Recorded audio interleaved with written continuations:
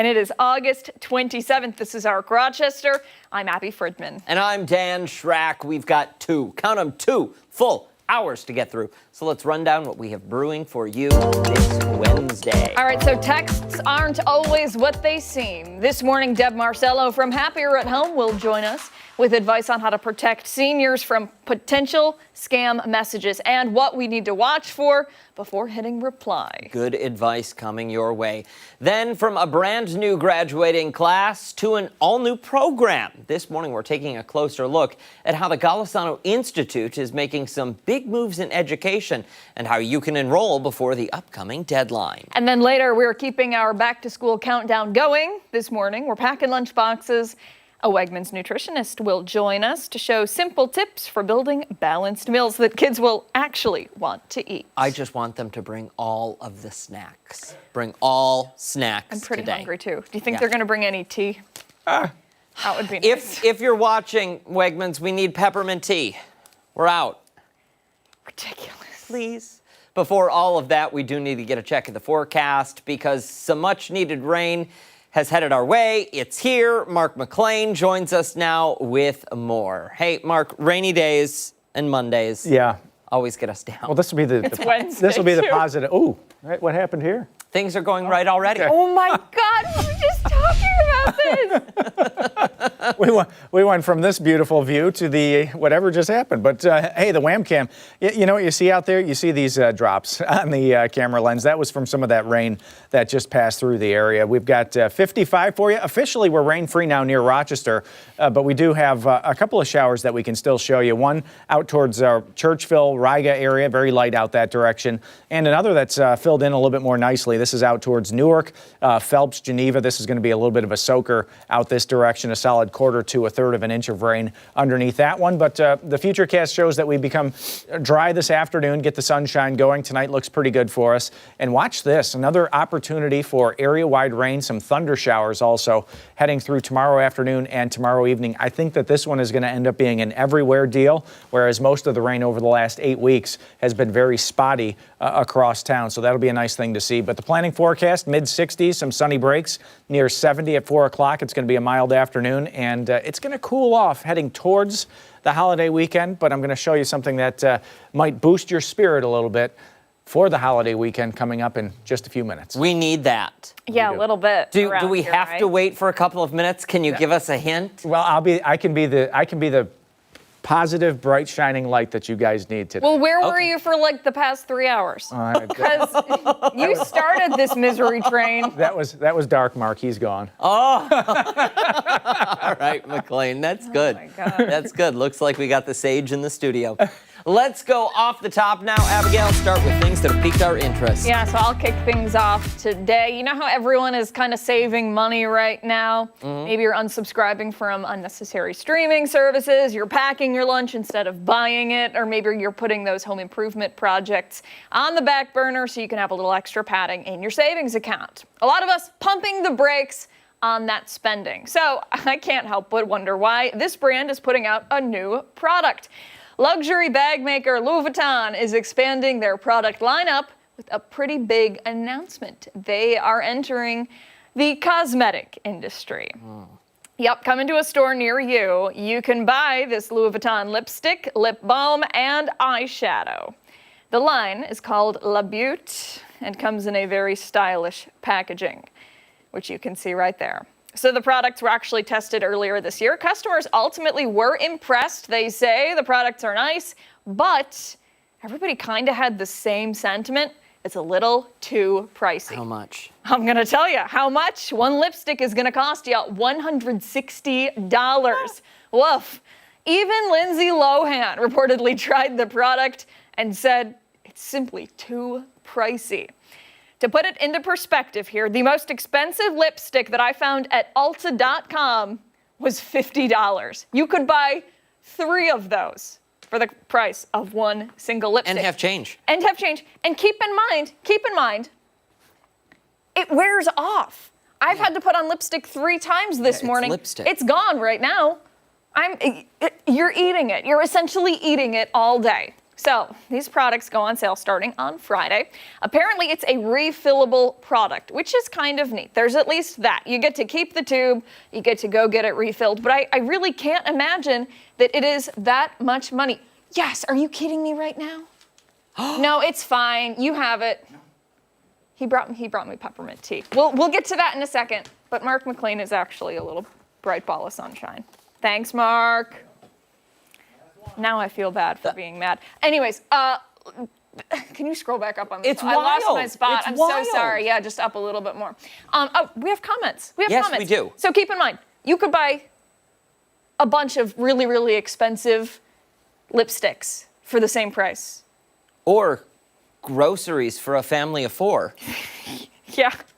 Or a family of 2. Lauren says, let's see how well they sell. The refillable collectible is what will sell, not the actual product, although I expect the products will not only be Lush, but also be the best in French quality cosmetics. Chris says, why?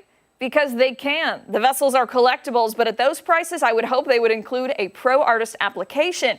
In this environment, it's coming across as tone deafness, but to each their own. See what else we've got. Oh, and then Chris went on to say, my mother didn't raise a fool. No lipstick or eyeshadow is worth that amount of money. Listen, I feel like that's what a lot of people are feeling. But Angie, though, says definitely buying. Pat McGrath formula. That's when you know it is very well made and pigmented. And Tanya says, so a Louis Vuitton lipstick is $200, while Hermes, Chanel, and Dior is about half of that cost. And I think the Dior lipstick is the one that was $50, if I'm remembering correctly. Wow. So it's a lot of money for something that you're just going to eat. Yes, Daniel. Thank you, Professor. Do we know how much a refill is? I didn't say. Okay. Yeah. So it's all being released on Friday. They only have a handful of them available right now. This is, I would say, kind of like a soft launch in a way. They only need a handful because I think that's all they're selling. It's a lot of money.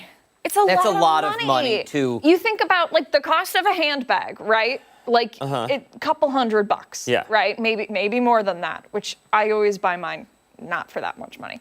But you have it forever. It's not going to go away. You're spending almost $200 on lipstick just for you to lick it off when you have a cup of coffee? Well, and for the people making the argument that, oh, it's a collectible tube.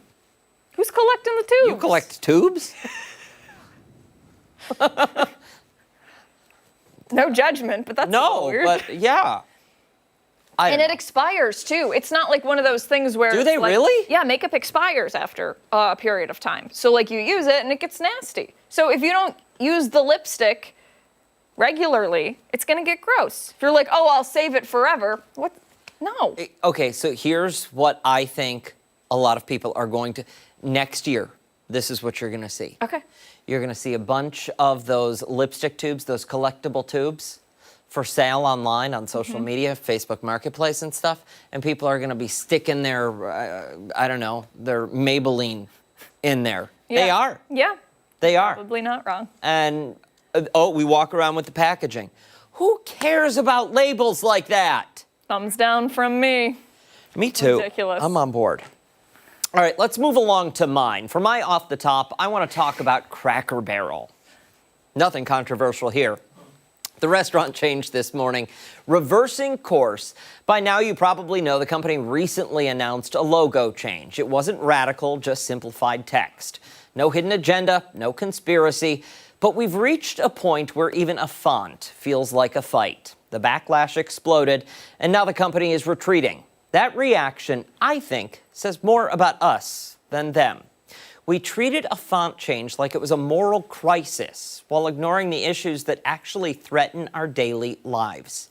Yes, Cracker Barrel got plenty of publicity out of this story. In the short term, they win. But in the long term, they reinforced a troubling idea that outrage always wins, even if it's over something trivial. To me, this is about our collective inability to separate what matters from what doesn't matter. Americans cling to nostalgia, and when the world feels like it's changing too fast, we grab onto whatever is familiar, even a restaurant logo, as if it were a lifeline in the storm. This is not a story about a logo. It's about how fragile we've become in the face of change. Somewhere along the line, different became dangerous. Change became something to fear instead of something to adapt to. We, the people, are quick to take offense, but slow to face reality. And the real changes coming aren't about signage. They're about the cost of living. They're about technology reshaping our jobs, about democracy itself. Those are the existential shifts. So maybe the Cracker Barrel story isn't about design at all. Maybe it's a warning, or maybe it's denial of the bigger issues lurking in the shadows. Either way, if we keep wasting our outrage on the small stuff, we won't have the perspective or the strength to handle the stuff that actually matters. Whoa.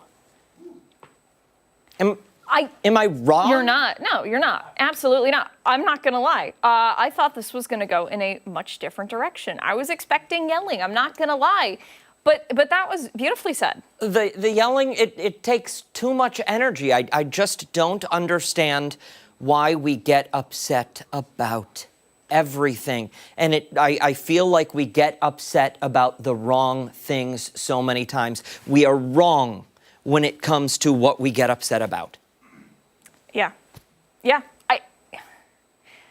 You've thrown me. I'm not going to lie. I had a bunch of stuff ready to go in my head, and I should have taken a look at yours. No, it's okay. But I think that comment you made about nostalgia was very, very accurate. Everybody likes to hold on to what they're familiar with.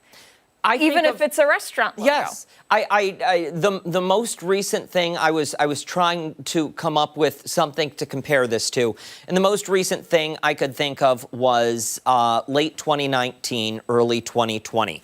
World was in chaos. There's a global pandemic coming. No one knows anything. Everyone is scrambling. Absolute chaos. What did we do? We clung to things like Tiger King and Friends and Seinfeld and to old television shows. After 9/11, we clung to the American flag, and there's nothing wrong with that. There is nothing wrong with nostalgia being important. We need to honor those things because they're worthy of that. But they shouldn't blind us from what is actually happening and issues that actually matter. And the fact that there are children who don't have food on the table on a regular basis. It doesn't make sense to me that we get upset about silly things. Yeah, and Mark made a really interesting point too when we were talking about this during the commercial break, just how much money was spent on the logo, and then changing the logo, and then bringing the logo back. You think about how many people could have eaten at Cracker Barrel for free for that money. People that need it. I just did the quick math. Mark did the math just now. It's $3,380 per person. Say it again, sorry. $3,380 per person in Rochester if you divided $700 million by the population of Rochester. And that was the cost to change the logo initially? Yes. That was not the cost of consult that they paid to say, oh, we should stick with the original logo and keep Uncle Herschel in the barrel. It's a lot of money. What are we doing? I don't know. Well, we're doing more Arc Rochester. We are doing more Arc Rochester. Stick around. We've got fun planned today. We promise. We're not here just on Arc Rochester. Including when we come back, we're checking in with Chris Lopez, who's learning some real-world skills with the help of Project Search. Don't forget, take us on the go wherever you are. We're streaming live on the 13 Wham YouTube channel and foxrochester.com. We're back after this.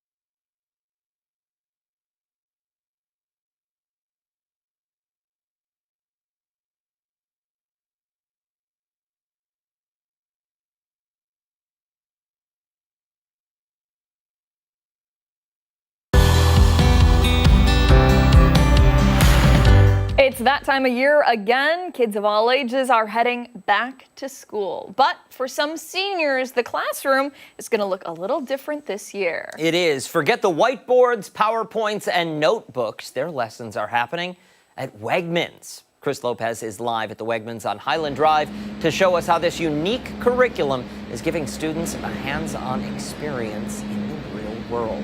Hey, Chris.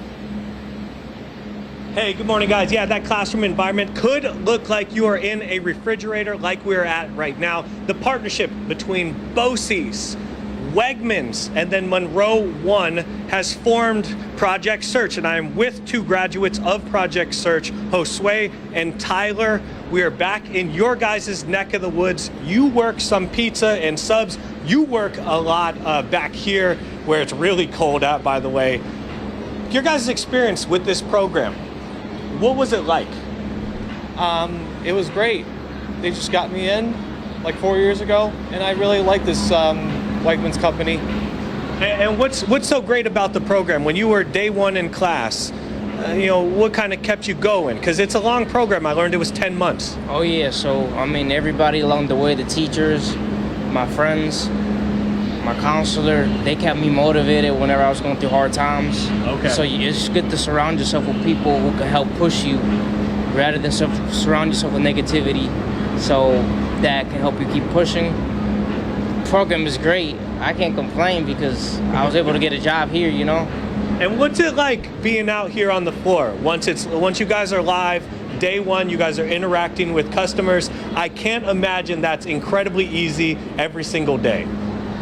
Well, I've been helping customers a lot if they have questions, and my boss said I'm doing a good job in this dairy and helping hands section. And what's one of the more important things that you've learned in the program that you took away with, where you're like, look, I kind of forgot about everything else, but I'm taking this one with me? Always try to help the customer. Always try to be good with them. Do your best, give your best every single day. That's what I realized from the program and I took away. I may have forgot in certain things, but I will never forget is to give it my all. What was one of the things that you took away, Tyler? The talented and they said I'm doing a good job, and I like that. Taking the compliments away. I like that. Well, when we're back here in dairy, though, it's not simply just stocking stuff. You told me there's a process that you guys have to go through so people can get the dairy and it's not spoiled. It's not cracked eggs or anything like that. Walk me through what you guys go through. I've been going through some tough times where I can't I'm having a hard time getting through my sections done on time. No, I mean the dairy. Like, what do you do? What are your P's and Q's when you check on the dairy products? So I did check on dates. If they went bad, I threw them out, and then I put the new ones back in the back area. Yeah, you were telling me there's a specific process, right? Yeah, so you got a rotation. So you want to get the old dates, you want to put them in the front, and the newer dates, you want to put them towards the back. That way that the older ones are getting sold first, they're not getting spoiled. Okay. And then you want to condition, make sure everything looks neat once you stock everything, so that they're presentable for the customer. I love that. No spoiled milk back here. I'm gonna let you guys get on your way. They're actually working here. They're on their shift.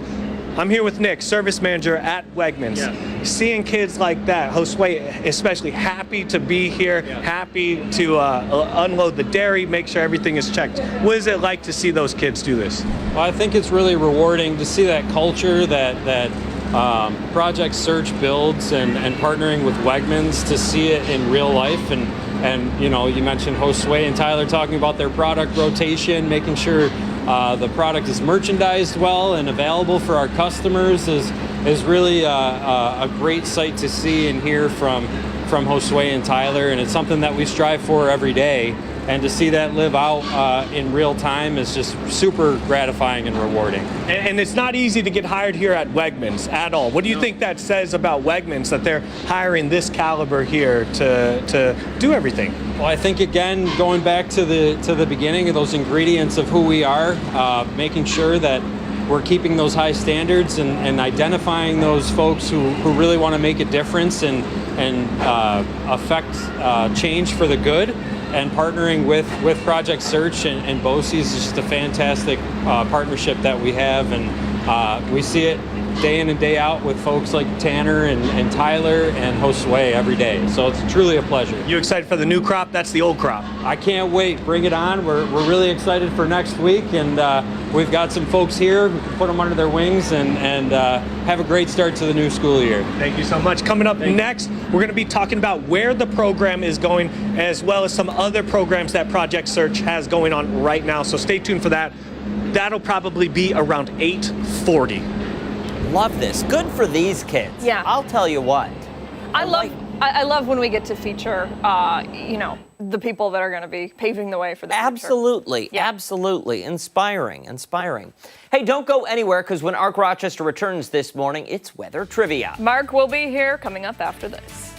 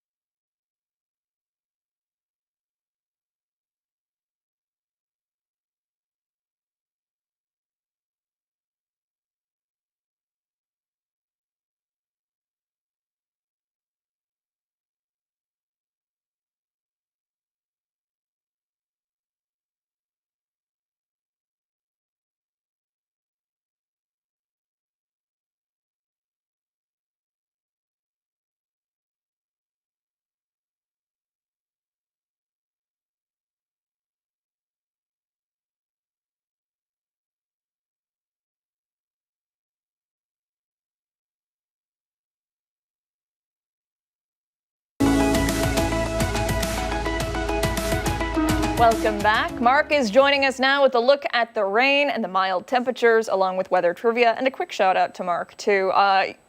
You brought me some tea. You got it. Really Last nice. packet, we found one. Really, really nice. We Thank found you. it. You got Turning it. the You mood got it. around. I'm trying.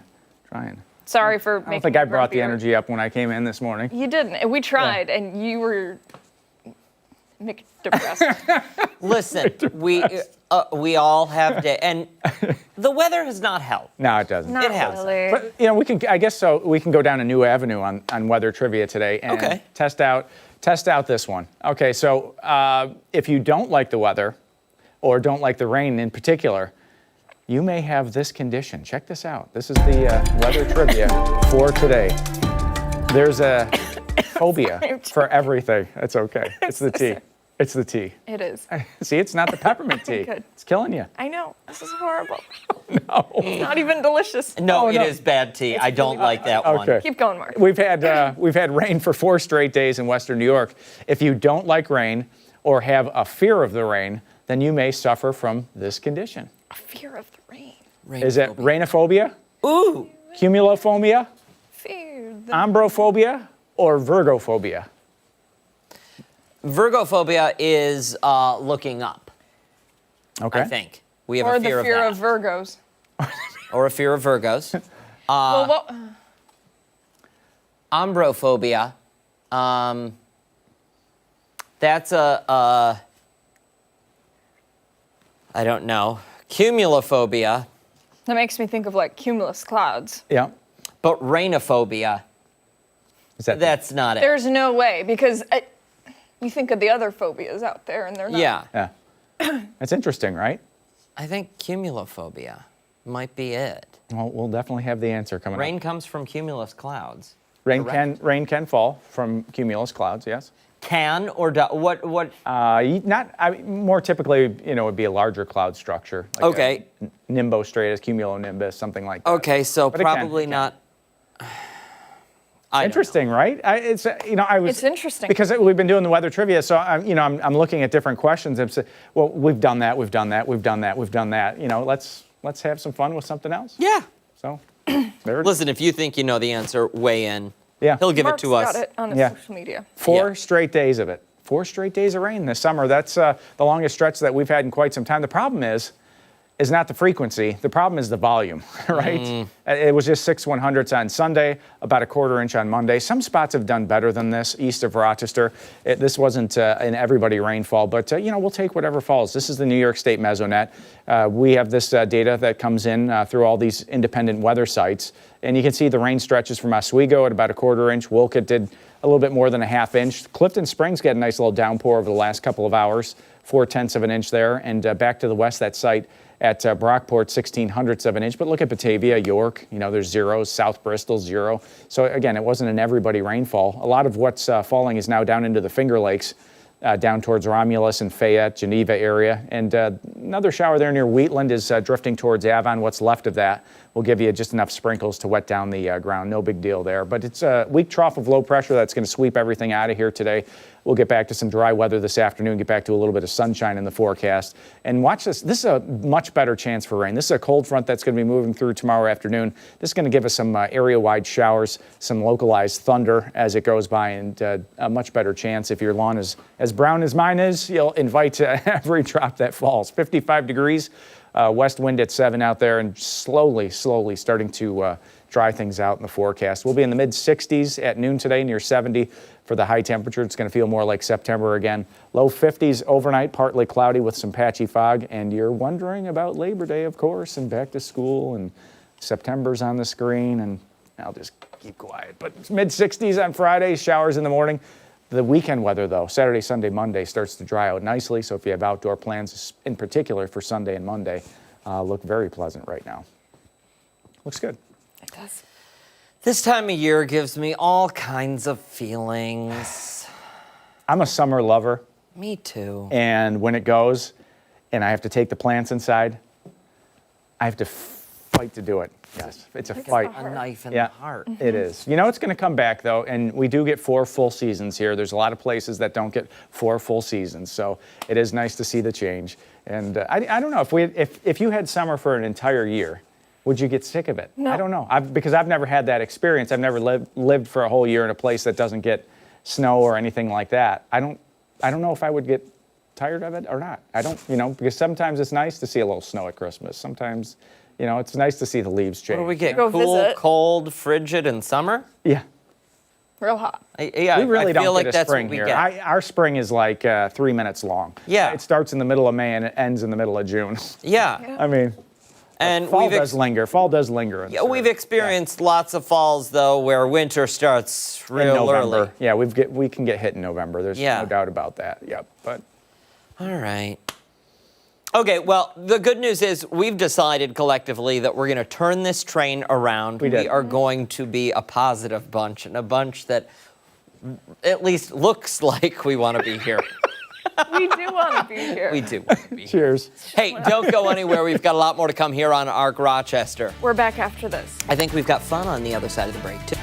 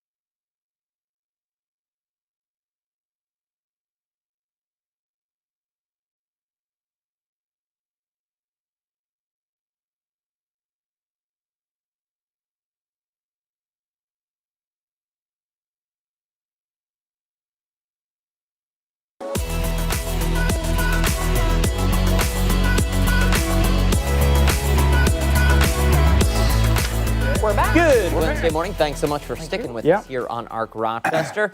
The crew is all here for a little bit of fun this morning. Which is code word for we needed something to do, and we didn't fill it. Time filler. There we go. Oh, this is fun. Ashley made a big list. She did. She did. As we continue to get Oh, closer, sorry. Okay. I didn't even Yep. do this. it's okay, to back to school, we decided to all take part in a little this or that. Cue the music. You can go with this, or you can go with that, or you can go with this. You I can remember that it's song. a song, Yeah, right? yeah. This is the school edition, Yes. though. Is this And- for us? Yeah. This is We for answer us. Yes, this. okay. Yes. Yeah. So up first, snooze button or rise and shine? No, I got to go. Snooze button. Rise and shine to all get the up. way. I have to get up. No. Yep. Yeah, I have to If jump I hit out the of bed. snooze, I'm gonna done. Disaster. Through it. Yeah. Disaster. Yep. Hot breakfast or cold breakfast? Hot breakfast. On the weekends, a hot breakfast. During the week, it's a bowl of Cheerios and blueberries. But this is it. the school edition. Yeah. Oh, school edition. Okay. So I guess Bowl would of you, cereal? Did you eat that at school too? Bowl of cereal of Yeah. some kind. Yep. Usually hot, but if it was Yeah. school lunch or school breakfast, cold. I didn't really eat breakfast. Yeah, I mean, I suppose in school it was a cold breakfast. Yeah. I have to eat Yeah. like the second I get up. I have to eat Yeah. like within 10 minutes. Wow. Walk to school, take the bus, or be driven. Always took the bus. And we walked. We were close enough to the school that we had to walk. Then they added a bus route years later. Took ours but- away years later. Yeah. Yeah. Did Did you ride the dinosaur? I knew this was coming. That. uphill both ways? Yeah. No shoes in the snow. My parents, they were kind enough to drive us, but that's because they both had to be at work very, very early. So we would get dropped off at like 6 a.m. Oh, wow. I know, but we were band kids, so we would just go and we'd practice in the band room. Walk to the bus stop, which was like, I don't know, 3/4 of a mile from the house. The bus picked us up at 6:04 a.m. Okay. That's early, yeah. Yeah, we were early too. We did, and we had to walk down to the corner to get the bus. But The people on my bus were really scary. Really? Yeah. I did not like taking the bus. the bullies. It's just They neighborhood were, kids. everybody in the neighborhood was real mean. Yeah, not nice. Okay, let's see what else we got. Pack your lunch, buy from the cafeteria. Pack my lunch. I'd always buy from the cafeteria, Cafeteria, yep. but we ate some questionable things in my day. I will say there was a wood chip in one of my friend's fries. What? Yeah, I think I have a picture somewhere. Yeah. What was like the weirdest thing aside from the wood chip? Oh gosh, there was. A Band-Aid? Ever find a Band-Aid? No, I'm talking Rubber like band? they would always come up with like those crazy. For us, it was like they had the Mystery meat? ribacue, which like was shaped like ribs, except they'd put it on a sandwich and there was no bone. It just looked like a rib, So it's kind of like McDonald's like the McRib. McRib. Essentially, but they couldn't call it that for copyright. They would do like a pasta bar one day a week, which was pretty popular. You know, you could all you could eat pasta. But you liked that? It was good. Yeah, it was pretty good. And they had something called pizza boats. And it was like Yes. the sub rolls cut in half. Yep. And the sandwich pepperoni on. Yep. With the mozzarella cheese was good. That was good. Yeah. Art class or gym class? Art class. Art class. Gym class all day. I won a gym class award. Did you really? I did. I got the award for best kid in gym class in like 11th grade. Best kid in gym class. They make awards for that kind of thing. Goodness. Dress up gosh. or dress down? Oh, dress up. Yeah. Uniforms for the first half of school, Yeah. and then in high school, wear what you want. But it was, I mean, you dress appropriately. You dressed Yeah. like Regis, no? Maybe. Let's see. depends. Big backpack or carry the books? Both. Yeah. Yeah. Everyone knows that's probably why I have like back issues. But I would always carry like a big backpack, bring my textbooks, and then I would carry my textbooks up the stairs and everything because of all the AP classes and yeah. Yeah. Oh, well, way to throw the AP education in there. Wow. So we've got best boy in gym Yeah, class, and and AP we have too. AP Steph. Steph, I was. And we got Dan in the art room licking the glue. Oh no. Group project. projects or solo work? No, I always Solo glom work. down in the group. Yeah. Give me the solo. Yeah. No, let's just get it done. School dances or Spirit Week? Didn't they go Spirit hand in Week hand? was Yeah, I so guess so. fun. I still have so many memories from my last one because I went all out. But we had meme day, so I was Kermit the Frog. I made my own T-shirt, amazing. and I had felt triangles that I put on there, and then I had a sign. I forget what it says, or like no tea or something. I had a teacup, Wow. and I That's went all all out. out. Yeah. Wow. I didn't do any of that. That's crazy. Like school dances were big. Yeah. And I liked those fine. Spirit Week, I never liked because I was always worried that I was going to get the day wrong and like show. Even if I had the day. calendar right in front of me and I talked with my friends and we were all going to do whatever, I was still like nervous the whole day. I won Best Male Dancer at my prom. No, you Seriously?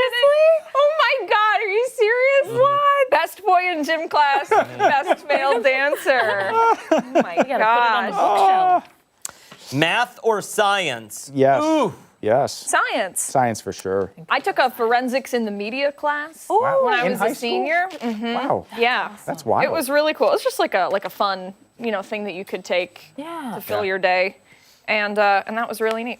Ida Massaro, she was the head of the English department. Oh boy. She used to call my chemistry teacher during class and excuse me so that I would go move her car in the parking lot closer to the building. In 11th grade? That's How many years did you spend in high school? No, Miss Massaro had connections, and I passed with flying colors. Popcorn Rapid reading. fire. Popcorn reading or reading silently. What is I don't know what popcorn either of reading? those are. It's when Popcorn you hop around the class. Yeah, popcorn reading Oh. is the answer. Okay. Student council or debate club. Debate club. Student Neither. council. Doodle or doze off. Doodle. Doodle. Yeah. Pass notes or whisper to friends. Pass notes. Pass notes. Whisper to friends. Cheat a little or skip class. Neither. I did. Neither. We know. Best boy in gym class. Maybe a little The both. gym class teachers caught me. Yeah. They really. All three of them. Because they could catch Class loner or class clown? class loner. But I wasn't. I'm gonna go both again. Yeah, I was in Yeah. the middle on that one. Yeah. Depends on who I was around. Yeah. Yeah. Hey, don't go far because when ARC Rochester returns, we're continuing to talk school by checking in with Chris Lopez live at Wegmans, learning about a special opportunity for students. Yeah, and don't forget, take us on the go wherever you are. We're streaming live on the 13WAM YouTube channel and on foxrochester.com. We're back after this.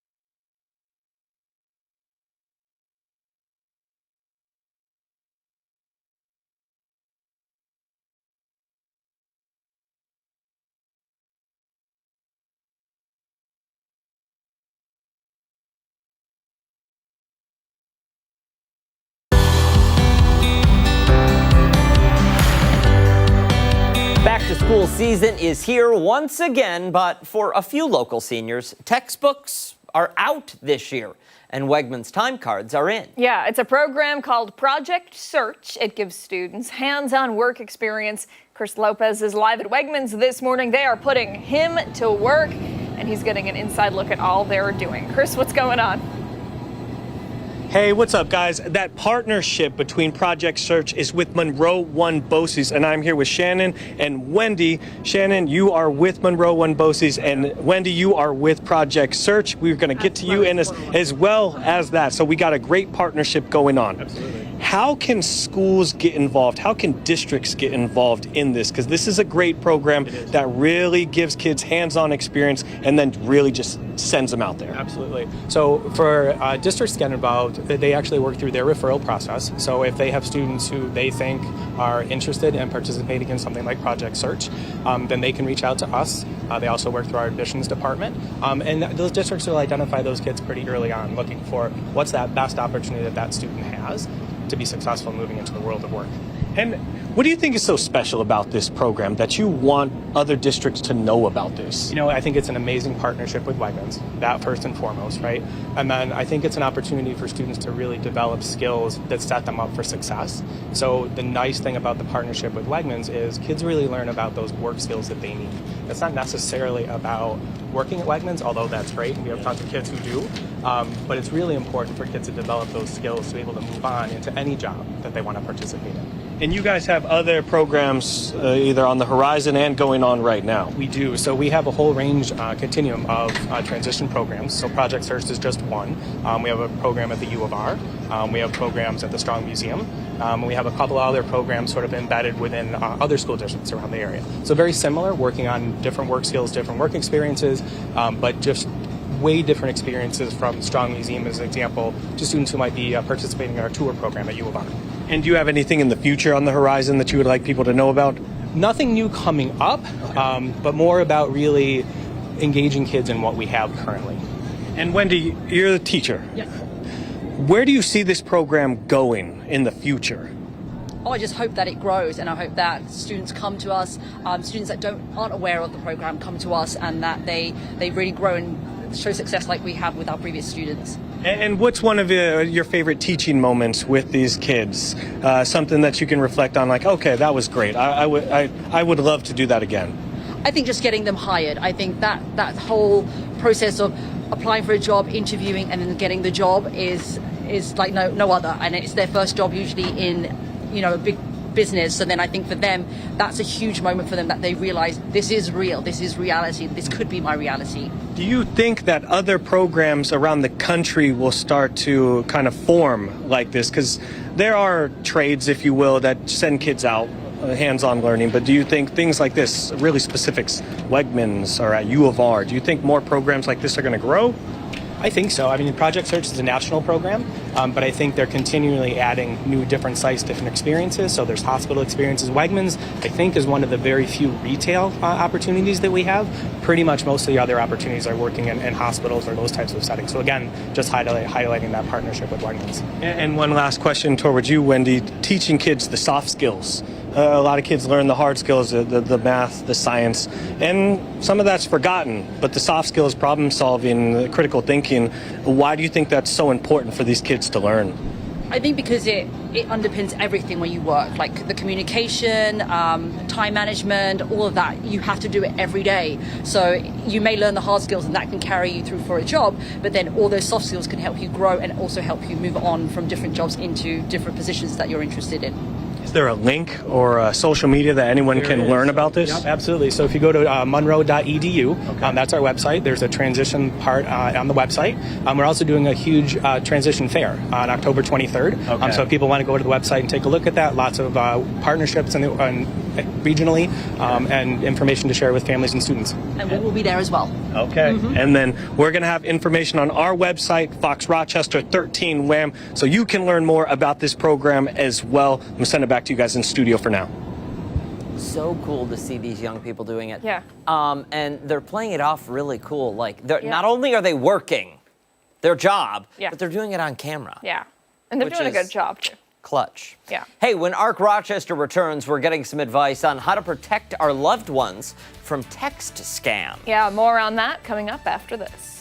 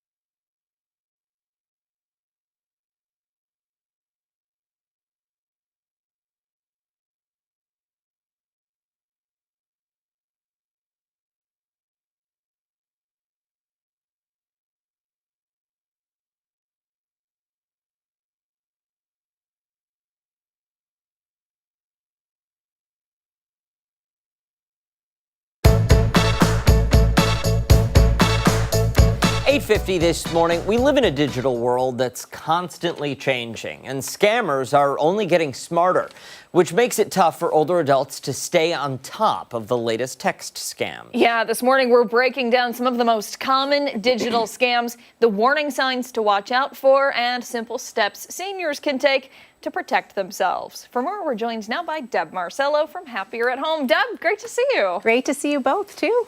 So let's get into this. Digital scams targeting our loved ones who are senior citizens. It's scary. You see those text messages come through, even as, younger people, and, you do pause for a minute and think, do I need to be answering this? Absolutely. That happens to me. I think almost on a daily basis, I'm getting some kind of phishing text. And so these come through, and if you're not used to them, especially if you're not on your cell phone all the time, you question whether they're real or not, but they come across to be so real. So these phishing texts can be fake texts that are purported to be either from banks or Medicare or Medicaid, a trusted source, Social Security. And what they want you to do is to click on their link and maybe download something or give them your information, your financial information, your date of birth, your demographics, so then they could either steal your identity, financially take advantage of you, that type of thing. My first thought, and correct me if I'm wrong, is no. Don't ever click on the link. I don't care who it's coming from. If they want this information badly enough or they need it bad, they can call me. Right. At the very least. They should not be texting me to have me verify my income with the Department of Social Security, correct? Right. And I do believe that it is becoming so common, these scams, that all of these organizations know to either call, send a formal letter, something like that. So in general, most of these are scams. So you don't click on it. And to protect yourself, if you're really worried about it, I keep getting this Easy Pass one that right. you all are doing Constantly. Constantly. So call the organization, contact the organization. And just along this line, Facebook also. Now, if people are homebound, Facebook is pretty common for older people, and they have scams too that you really have to be aware of because it links to your cell phone as well. So let's say you're really interested in the Navy or something like that. They know, they track those types of things. You click on it, and within the comments, it will have you click on a link, and then it makes it seem like, oh, you just got a virus on your cell phone. Please click here and download the antivirus. And then they have access to your phone and access to information within your phone.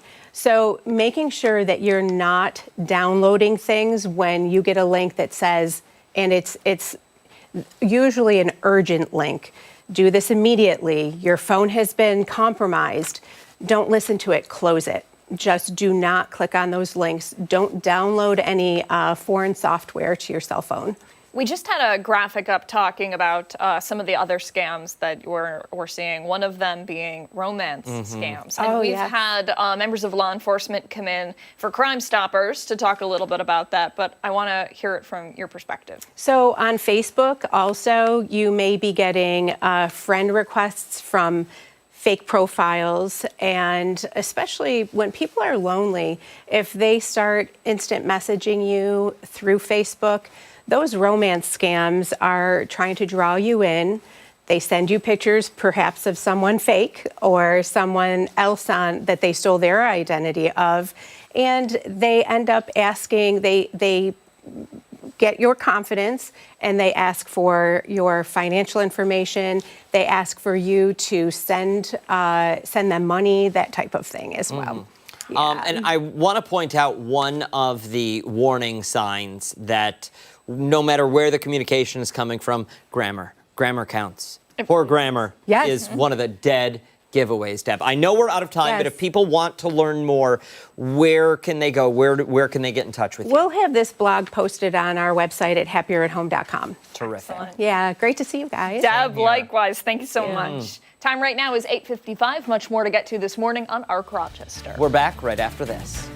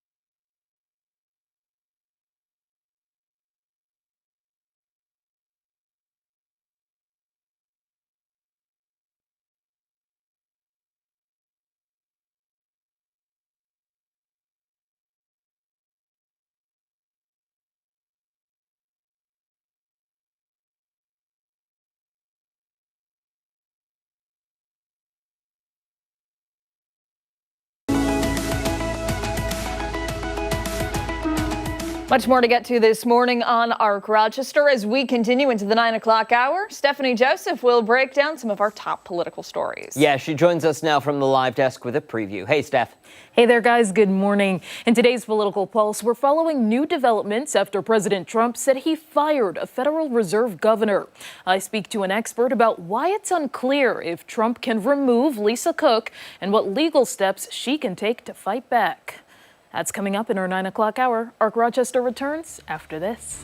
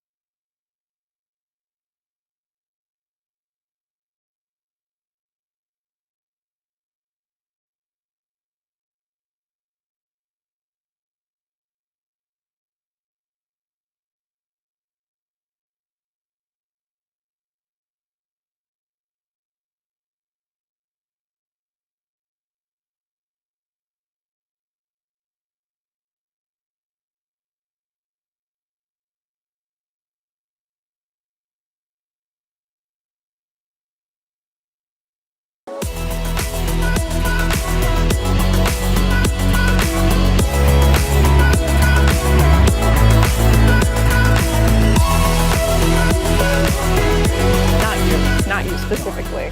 I get it. I'm Good lecturing Wednesday Mark. morning. It's 9:01 and it's still August 27th. Is this Groundhog Day? Have we Thanks so done much this for. I know. Have we done this? I feel like we have. TVs are out. Uh-oh. What's out? Thanks so much for joining us here on ARC Rochester. I'm Dan Schrack. I'm Abby Fridmann. That's meteorologist Mark McLean, and it is still August 27th.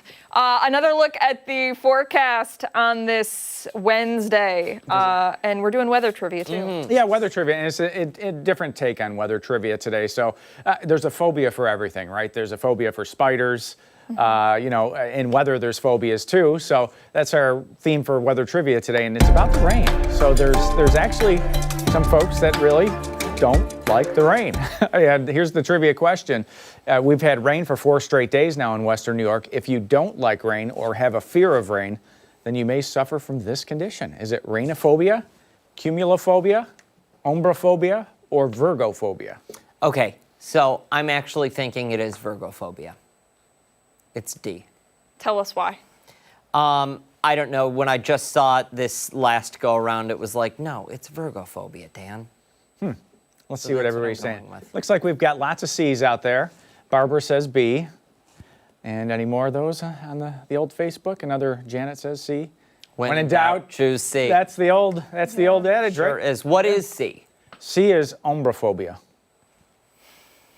Abby, what say you? Well, umbraphobia kind of sounds like umbrella phobia, if you say it quick. Umbraphobia. Yeah, like it. I don't know. But I'll go with C. it also sounds like you could be the princess of umbraphobia. Do you know what I mean? It does kind of. I like that. It's not rainophobia. No. No. Is All right, And it's I'll- not I- cumulophobia. I'm going to go with C because that's what everybody else I'm going to said. go with D. Okay, it is C. Wow. Yep, it is C, and it's a condition that folks that don't like the rain or fear the rain have. What I were the love the other rain. ones? Did you just make up the other ones? I did. The rest of them are totally made up. Virgophobia. Virgophobia. when you're well, we scared of talked about Mark. Virgo the other day. Yeah, I know, horoscope Yeah, signs. yeah. Right? Fear of Oh, fear boy. of Virgos. We've experienced plenty of rain time, just not a whole lot of rain itself. Yeah. Let's check the calendar. We can. Oh, first we got Oh my gosh. Dior. Dior. What are we What are we wearing, Dior? It's probably Dior. That's like a back to school outfit. Oh, yeah. Wow. Look What at is- that pink paws. Yep. That's amazing. I love these photos. I- Yeah, when I started this, I was a little skeptical. A few months back, I'm like, are we gonna get photos in here? And then people started sending their photos, and I then these think- photos have really gotten glammed I out. think she's got tinsel in her hair, and it appears like she has a bindi as well. Wow. A little She's jewel there. amazing. Well, we love to see the pup photos, cat photos. We've had pig That photos. dog, I tell you right now, that dog doesn't do the rain. Okay. And divas don't do dishes either. Oh, Dior. love it. We love it. Dry pause for you now that the rain is out of the picture for today. Now, tomorrow afternoon, evening, you'll have to watch the wet pause there as for Friday morning as well. But the weekend weather looks great. Take Dior, take the pup for a walk. This is what Dan was just mentioning here. Frequency, right? The frequency is there. Mm-hmm. So we've actually had, it's been a Wednesday thing, huh? Look at this. Yeah. Every single Wednesday this month has had some kind of measurable rain, but it's only added up to 1.25 inches for the entire month. So just not a lot. But 4 days in a row that we've had something fall from the sky to help your brown lawn recover some. But 59 degrees west at 8, not as breezy today. That's another part of the forecast that you'll probably notice. A lot of the showers are out southeast of Rochester now, Seneca Falls, Auburn area, out towards Owasco Lake, starting to see that activity drift southeast. So, at this point, we can say that most of the area will stay dry for the rest of today. That trough is now southeast of us. That's helping to focus some of these showers and moving away. Now, we do have a great chance for rain in the forecast. This is probably the best chance for area-wide rain that we've had in months, honestly. This is going to go back probably to the end of June since we've had a front like this. This is going to come on through and give us a nice line of showers and thunder showers. And there's even a small chance that we could briefly have a strong thunder shower mix in as that line goes across. And what you're seeing right there, that's lake effect rain showers to start off early Friday morning. And after it warms up a little bit by the afternoon, that activity will fade away. So you're thinking the golf game today, we had a small chance of showers out there initially, but I think most of the afternoon is going to be dry for you. Near 70 for the high temperature. Tonight we'll drop back to the low 50s. Partly cloudy, some patchy fog out there. And Labor Day forecast is not looking that bad right now. We'll go back to the 60s for Friday and Saturday. Mid-70s for Sunday, upper 70s for Monday and Tuesday. Looks like it's about 80 for back to school, low humidity. So it's not going to be that first week. Usually we go back and we get this awesome week of weather, right? Mm-hmm. It's been like it has been, and then the pool, nobody's thinking about the pool, and then we don't need the AC, and then you get back to school and you can't touch the desk, it's so hot, right? I mean, it's like 90 outside and humid, but that's not going to be the case this year. What are you laughing at? He's laughing at something. You mentioned the pool, Yeah. and I got a flashback because we're talking about back to school. Yeah. In I think it was 7th grade, the first week back, we had a walkathon. Okay. That we had to do. The What kind of shape Shreks were had you a in? pool? The Shrek household had a pool. No? The Schrack household had at the time. At the time, we had a pool. Okay. Not good shape. Not were good shape not in at good that shape. time. Oh, no. boy. No, that was no. There was That was different, Dan. there was a lot of chafing. Oh my God. Yeah. Wait, so where was that going? The walkathon.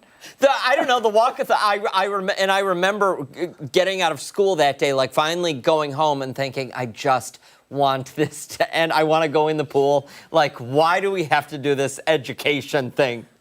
Oh my God. Yep. You could, Stop.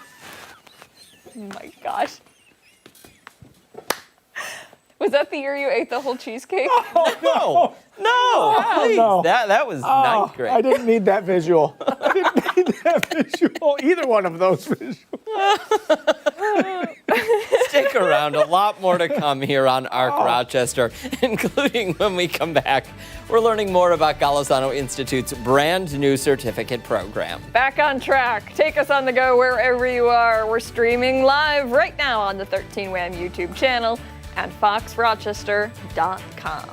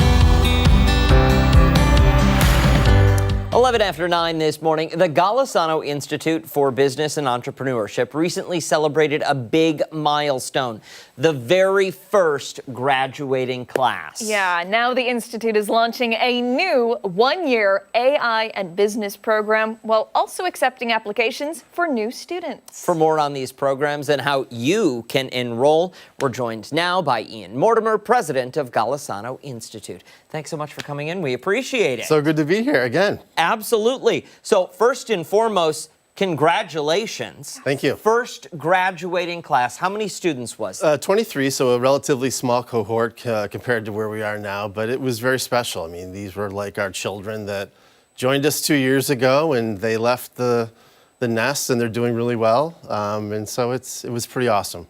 I believe it. Yeah. And this program is really such a gem for young people in our community, It is. and one that maybe people are unfamiliar with. Give us a quick overview of what it is that you do, because it's really remarkable. Business training, business education in an accelerated, fast-track format that is highly connected to employers and highly connected to building businesses. And so for those who are motivated and interested in kind of elevating their business lives, it's a low-cost, high-quality option. And the facility in which these students learn is truly remarkable. I've had the chance to be there a couple of times. Yep. And it's really a spectacular facility. Thank you. Yeah, we built it with mind that we wanted to prepare people like they were going to work every day. So it's a combination of an educational environment, but more likely it feels like a corporate environment that kind of builds the behaviors and attitudes that employers are looking for. And I teach right now, and I think a lot of the time you have students who take classes that they need to take, right, to get their degree, and they're kind of, rolling their eyes that they might have to be there. But I imagine every single one of those students, they're locked in, they're ready to learn, and they're eager to do the classwork. Everything's business and everything's entrepreneurship. And so by nature of that, if that's what you want, that's all you get. Yeah. And so it works. Thank you. Yeah. Really incredible. Okay, so talk to us about this new program that you're launching. Yeah, so when we, as we've talked about, we've been around for 2 years. And in that 2 years, we quickly learned that AI is a part of any business moving forward. And so it would be irresponsible not to train individuals at the intersection of business and AI and technologies. And so we took half of our business program and combined it with half of AI tools and tech and coding and analytics and put it together. And it's focused more for individuals who have had some work experience.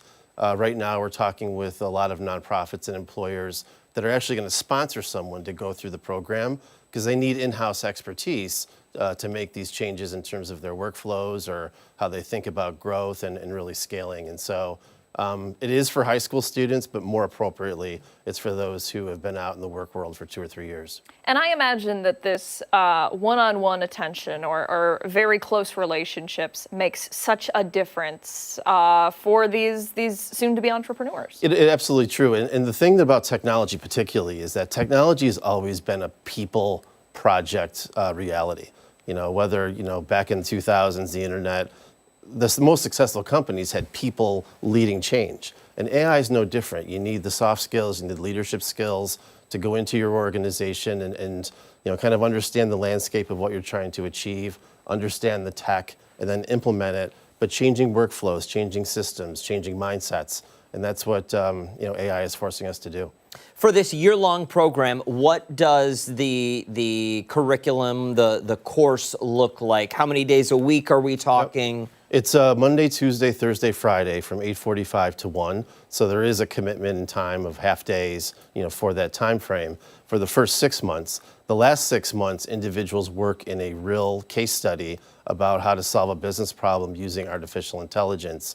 The seat time in the classroom is a little bit less, but it kind of scales down from there. It is really remarkable. For somebody interested, how can they learn more? Is this something where it's rolling applications? Like, how does it work? So we have 10 spots left for the fall. And so if there's anybody out there that has a family member or someone that they care about that is interested in kind of upskilling or kind of rethinking their career, Tom puts his money in our community, and this is no exception. And we'd love to talk with whoever is interested in it. So 10 spots left for the fall. We start again in February, then the following fall. Ian, how quickly do you anticipate those 10 spots going? It depends on how this goes, I think. Yeah? Yeah. No, it's, we have, a pipeline, but if there's individuals, we have a little bit of room left. Very good. Yeah. Thank you so much for Thank your you time for all today. your And again, support. congratulations Yeah. on this. 10 spots left. We'll put all the information for you on foxrochester.com. If you can bump those classes to 8:15 or 10:15, Abby and I will be there. Yeah. We'll do it. As soon as I get back, we'll make that change. All right. Perfect. So, thank you again. Ask and you shall receive. Stick around. Arc Rochester returns. Stephannie Joseph will be breaking down some of our top political headlines. Yeah, the Political Pulse is next.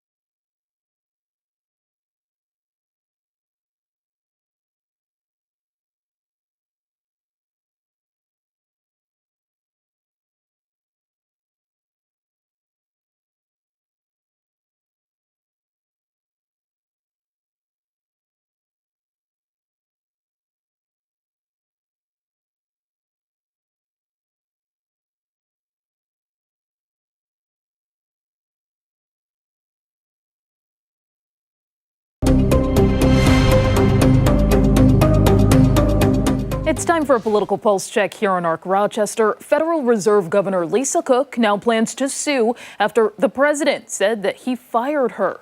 Now, the move is unprecedented as no president has ever fired a Fed governor. The central bank is nonpartisan, and a president can only remove a board member with cause. Trump has accused Cook of mortgage fraud, but she has not been criminally charged. Cook says Trump has no grounds to fire her, and she will not resign.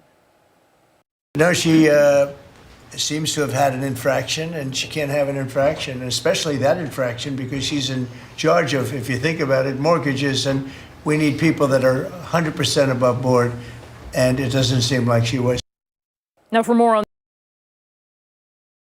politics professor at Nazareth University, Dr. Tim Nealon, good morning to you. Good morning, Stephannie. A lot to get into here. The first thing I want to start with is the legal grounds for Lisa Cook's lawsuit, one of them being cause here, correct? Right, exactly. The idea is that because she claimed in two different mortgage documents that these homes were her primary residence, the president has said that that is fraud and therefore has cause to remove. Cook says no. In fact, there hasn't been any trial, any hearings, and so is pursuing a lawsuit that could land in the U.S. Supreme Court. And you bring me to my next question, which is, how do you sort of see this process playing out when it comes to the Supreme Court? I'm thinking that this is something that we've seen before in the Trump administration. For example, the commissioner of the Bureau of Labor Statistics, whenever there is some sort of issue when it comes to data or things don't exactly match up with the president's vision, there seems to be a removal process after that. So do you think that when it goes up to the Supreme Court that they may rule differently? I think in this case, they absolutely have. In fact, in a recent decision involving National Labor Relations Board, the Supreme Court actually signaled that they see the Federal Reserve as quite different. It was created in the so-called progressive era around 1913 to be an independent agency to regulate the economy and be our central bank without political pressure. Which is why, as you mentioned in the opening, that no one has ever fired a governor, and it is in fact inimical to its independence to have the president fire someone for the purpose, frankly, of controlling the board. The president would like to have 4 of the seats on the 7 Federal Reserve Governors Board to be appointees by him. He's already got 2, in fact 3, because he just appointed temporarily Stephen Mina, and so this would be the 4th. And 7-member board, 4 votes, the president would effectively be able to control the economy. And Lisa Cook was supposed to serve a 14-year term, obviously at this point still operating in her role. And I'm wondering, for anyone at home who may not quite understand how this would shape policy going forward, how do you see this impacting the Fed should President Trump be able to move forward with this removal? Right. So if the president gets control, the president would absolutely love the Federal Reserve to slash interest rates. That would create a temporary boost to the economy. However, the Federal Reserve's job is, in fact, to maintain a steady economy, to battle inflation, which is persistently above the 2% mark that they have set as a healthy inflation rate. And so if you cut interest rates and you're still battling inflation, this could lead to long-term inflation. So in 1972, Nixon did not fire anyone, but his friend Arthur Burns was the chair of the Federal Reserve. He got Burns to convince Burns to cut interest rates. But in the long term, that led to, think of the spiraling inflation and recession that we saw in the late 1970s. So this is really important that we maintain an independent central bank because, again, a short-term political boost for the president could be dire for the U.S. economy and the rest of us.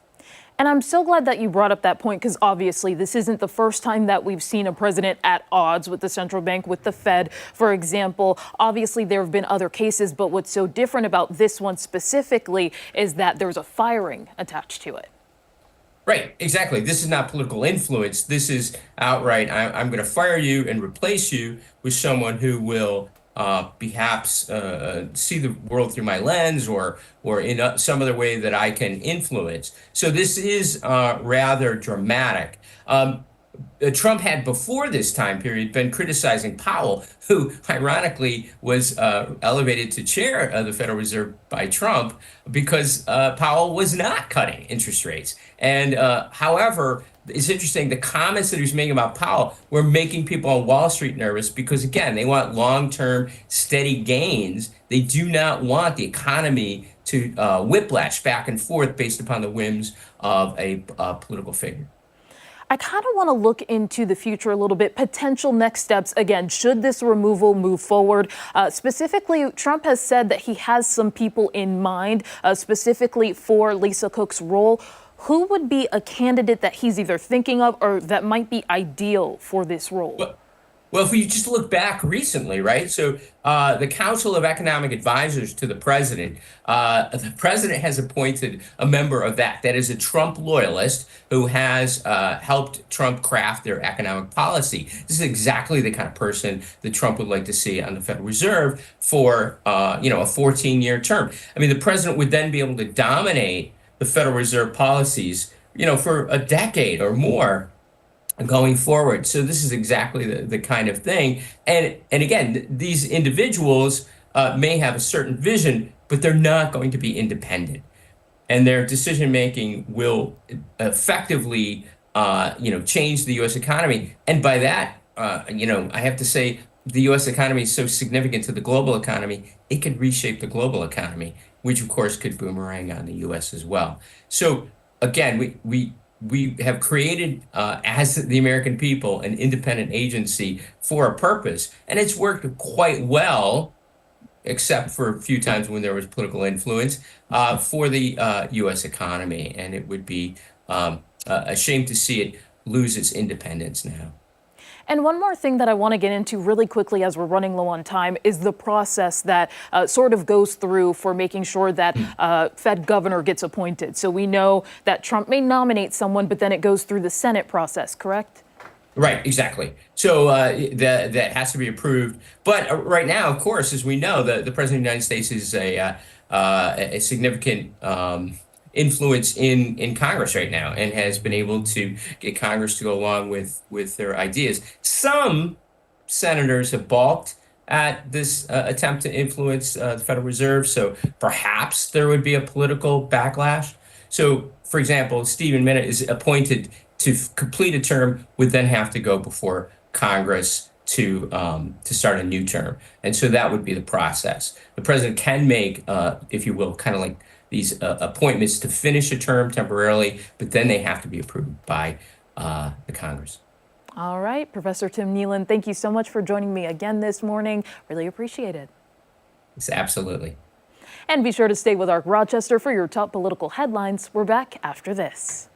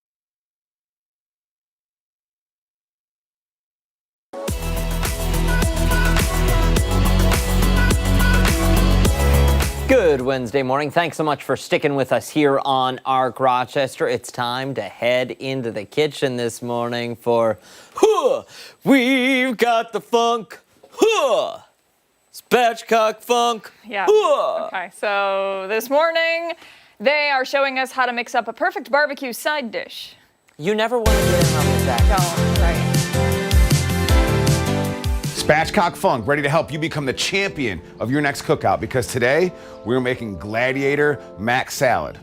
Now, a great Mac Salad can actually steal attention away from the rest of the barbecue, and let's face it, who doesn't like some attention sometimes? We do. And the star of our dish today is chorizo sausage. This is a beautiful, porky, beautiful, greasy, beautiful, tasty sausage from Spain, actually.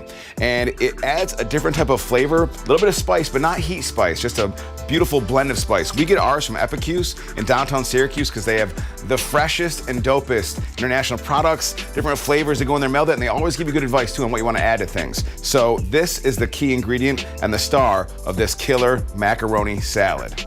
Now, the Gladiator Mac Salad is named because of the Spanish chorizo and the mighty Spaniard in the movie. So what we have is you want 1 pound of cooked pasta, cooled. This is gemelli. We love it because it's curly and twisty, kind of like our game. Put in a 1/4 pound of cubed chorizo or chopped thin chorizo. Next, you want about a 1/2 pound of roasted cherry tomatoes. We put a little garlic powder, a little salt, a little pepper, a little olive oil. So put that into your mix.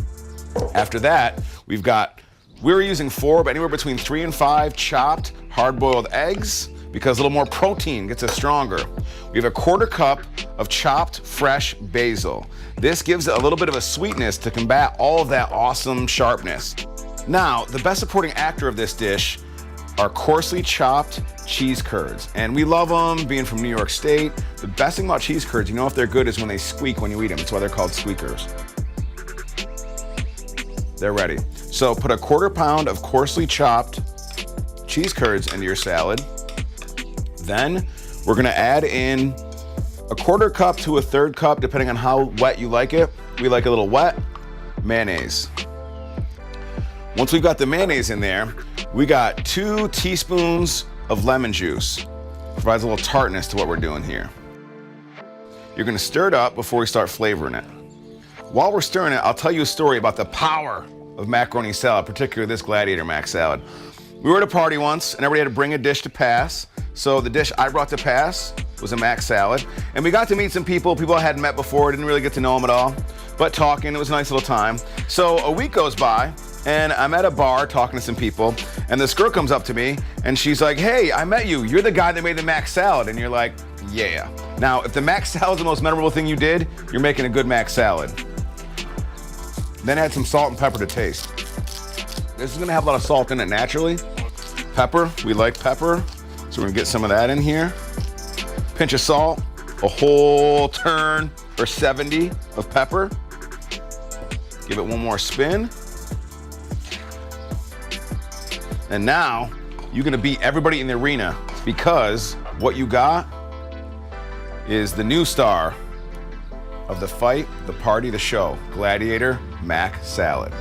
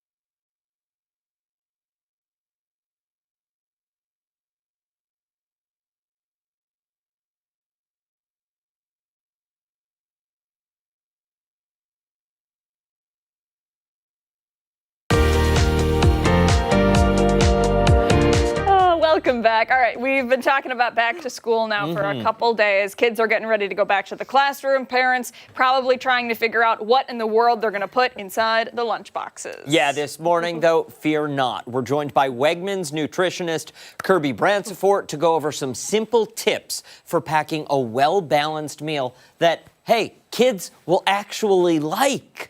Kirby, thank you so much for coming in. We appreciate it. You're welcome. Thanks for having me. Absolutely. Let's dive right in.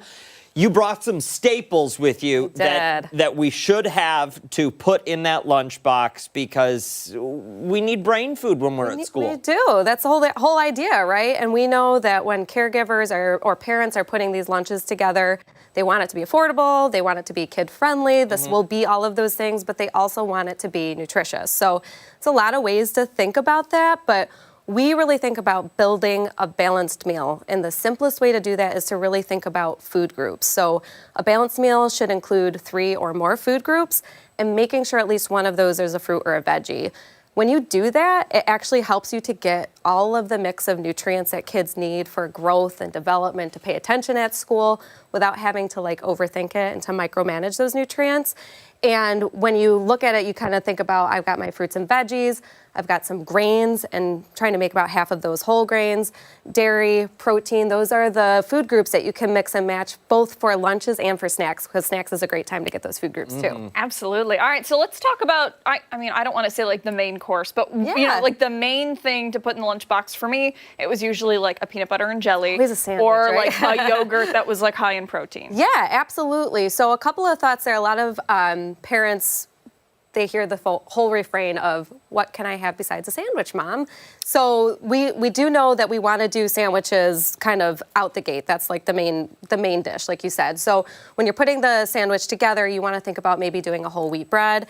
And also, a lot of classrooms now are nut-free, so we really like to focus on showing people some alternatives. So the sunflower butter is really wonderful. It could be really appropriate for the classroom. And when you put those sandwiches together, to really think about making sure you're balancing it with those fruits and veggies. And the yogurt is another really great choice. So especially when you start to hear, probably around September 15th, send me something besides the sandwich. Right. That's a great option. It's a kid-friendly protein, because if you think about other proteins kids might have, they're kind of harder to chew. So this is a really great way to get it. Tell me one more thing about this. Comparatively speaking, does it fulfill that peanut butter and jelly need that some, you know what I mean? Like the eating experience? Yes. Oh, yes. It does. In fact, I think that the sunflower butter, it tastes different. It's sweet. So I think for a lot of kids, especially, I think once you start putting it on the bread with the jam, it's kind of you get that whole eating experience, and it is very similar to a PB&J. So that's a great one. And then when we think about that yogurt, I think we've got out our less sugar Greek yogurt. This one is awesome. So it's got less sugar, and yogurt is a place that you might find some added sugars. And when you're thinking about that for kids, you always look to reduce those. And doing something like this can help them get used to that flavor that's not as sweet as something else that has more added sugar in it. And if you make a parfait, you get those 3 food groups right away. Wow. Yeah. All right. Okay, cool. So let's talk snacks then. Snacks. So any of these things up here, really, like I said, you can mix and match these for lunch. So when you're doing the lunch, you might think about doing the 3 food groups. But then if you're thinking about snack, you could just grab something. I always try to make sure there's a fruit. Even if my kids don't eat it, I send it so they see it and they get the signal this is something that you might want to think about. So something like an applesauce pouch that could be a side for the lunch, but could also be a snack.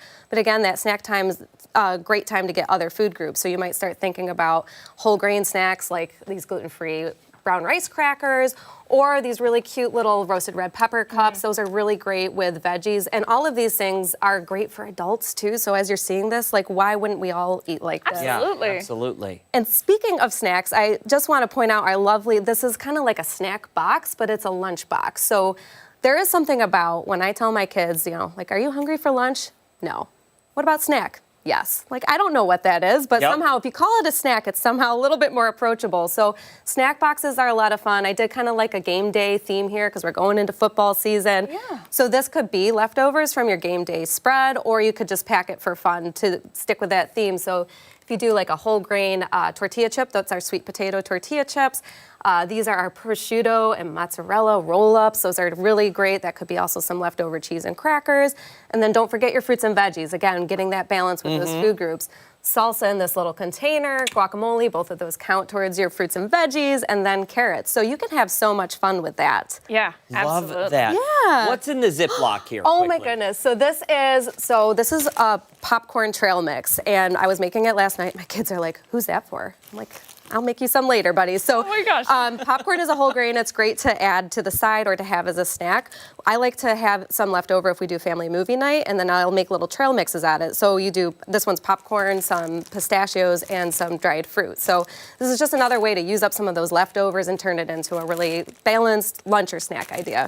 When you started, you said it was going to be healthy, affordable, and kids will want it. Check. You've also made it very easy, though, to put together. Exactly. When you do things like they're already portable. Done. And another thing that I know a lot of parents are looking for simplified approaches to is avoiding certain ingredients. So if that is you, our Food You Feel Good About banner, this little yellow guy here, that's on almost all of our products, like over 90%. That means it's going to be free from those unnecessary artificial colors, flavors, and preservatives. So if you're looking for something that will help you avoid those ingredients, that's going to be a great solution for you as well. Love it. Kirby, thank you so much for your time today. We Thank appreciate it. you. Thank you for the advice. Yeah. And I have new ideas for my lunchbox. There you go. Yeah, Good luck out there. You can head to the exit and just leave the spread. Oh, I kind of knew that was coming. This is all for you. Thank you so much, Kirby. We appreciate it. When ARC Rochester returns, we're taking a look at some of the stories that have people talking this Wednesday morning. We're back on the other side of the break.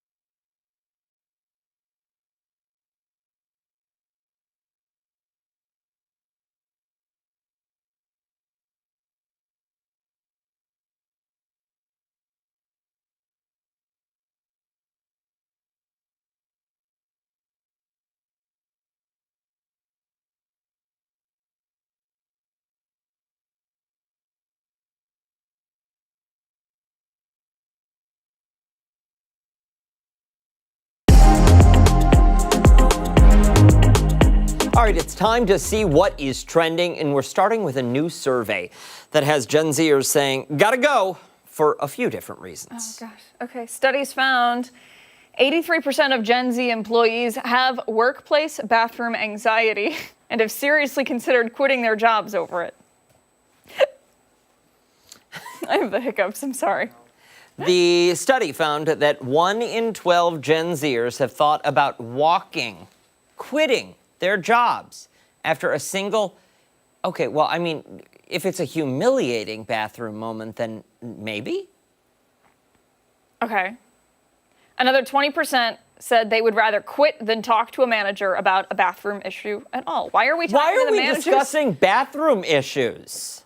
Now, although Gen Zers had the highest percentage, this trend isn't just limited to them. 76% of American workers say they've experienced bathroom anxiety on the job. Those who have reported their worry say they try to time their brakes so they won't bump into anyone. Oh, they don't want to see Okay, other people okay, in the I got you. bathroom. I got you. Wait until meetings end or avoid certain restrooms. Okay. 1/3 of people have even admitted That poor to. woman. Like, she did not want to be filmed coming out of the bathroom. That's a good point. Some people even fake an emergency just to leave the building and find a bathroom somewhere else. Well, you can probably guess these bathroom anxieties. Some say they are even anxious to be seen having their clothes untucked. Weird after going, what? What does that mean? Clothes? Having their clothes tucked weird after going to the bath, like your shirt is crooked? Oh, okay. Or having an item of theirs left in the bathroom and found by another.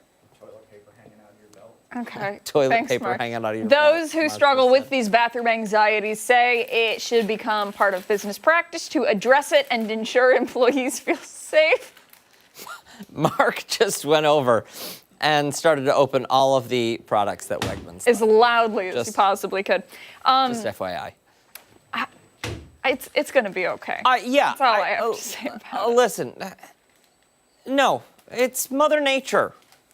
I mean, like, as long as you're not doing anything, like, criminal in there. Yeah. And as long as you're being respectful. So, Yeah, like, for a while. one person per stall.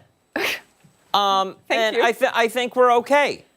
If you're leaving the place a disaster, now that's a different story. Yes. Because we've had Yes. some people not be kind citizens. Yes. In that respect. I have found a couple of things in the bathrooms here that people have left behind. And wash your hands. Wash your hands. Always wash your Always hands. wash your hands. Absolutely. But here's the thing. I would never go up to somebody and say, like, you're nasty. I would never say that.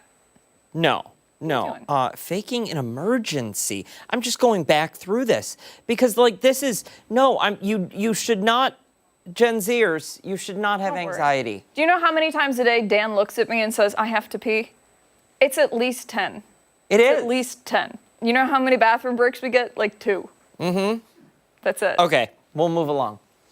To a new trend in fitness that's making it hot to trot. A new viral workout called quadrobics. People are channeling their inner animal by walking, running, and even jumping on all fours. Oh, the unconventional exercise is growing in popularity online, with many people posting their bear crawls, cat leaps,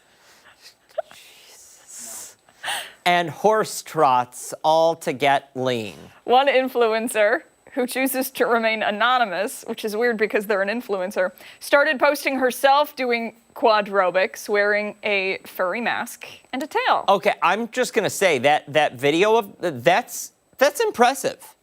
Like that's an actual gallop-like run that she was doing. Yeah, I mean, Drive past Mark's house later. She's remaining anonymous, but she's doing this in her front yard, and there's her neighbors out on the front porch. You know what I mean? Wait, hold on. I really want to see her run. She said she started wearing these accessories after learning about therians, which are a group of people who identify as non-human animals. She says this is completely different from furries and is a popular activity that takes place within the subculture of quadrobics. The exercise itself is a full-body workout, as you can see right there, that focuses on cardio and muscle definition. The influencer says she's gotten a lot of weird looks Really? because of her participation in the workout, but she claims the chances are the average gym goer already does similar movements. You know, while I was watching, it's in slow-mo. When I was watching it before, it reminded me of mountain climbers, which I hate doing. Okay, not so anonymous that. without the mask. I think these are just other people.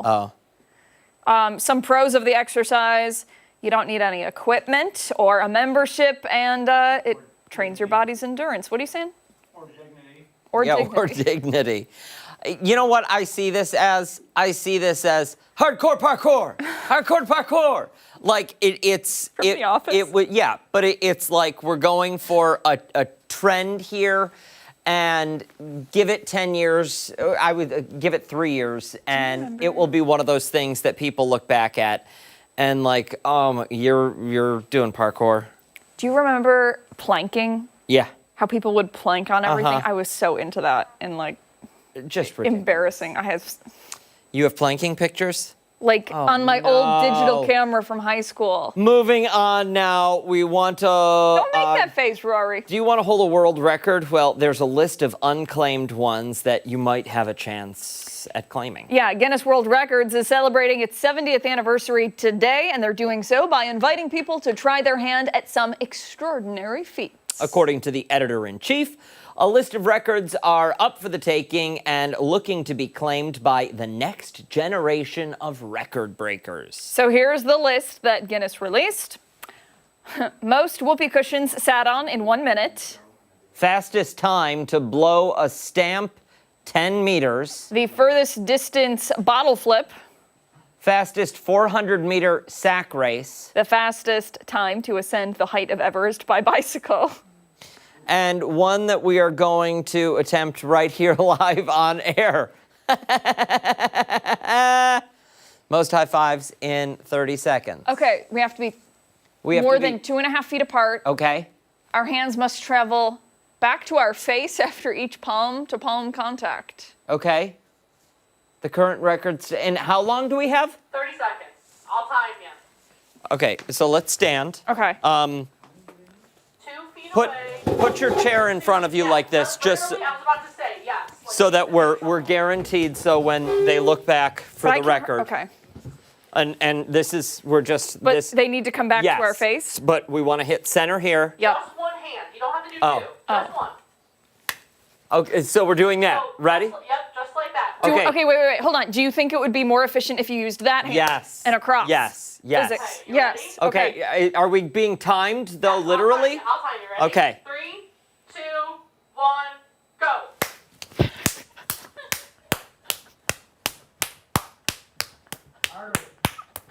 Your arm's not going back far You're enough. hitting me I'm really doing all the work.